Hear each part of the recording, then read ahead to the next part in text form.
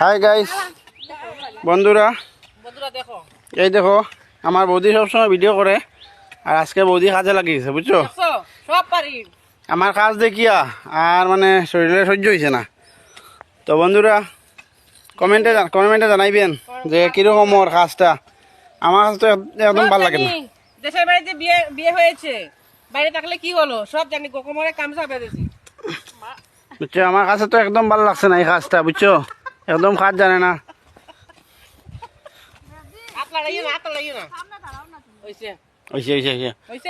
সামনে লাইন ভরবে, like comment করো সবাই, লাইক কমেন্ট করবা, সামনে লাইন ভরলে তো করতা। আচ্ছা কেমন লাইক করেছি, কেমন লাগলো বলবে সবাই। টাটা, রেখে দাও, কাটি দাও। তো মনু হাত বাড়াও।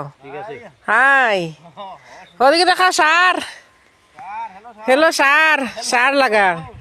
ওই হাত দেখা, হ্যালো গাইস, দেখো হাই গাইস, সবজি লাগানি চলে। আর ও দেখো আমার শাশুমা দেখায়নি। হ্যালো গাইস, ও দেখো আমার শাশুমা। হ্যালো হাই, সবাই বলো বাই বাই। কি খেত চলছে ভাই, দেখার মতো জায়গা। দেখো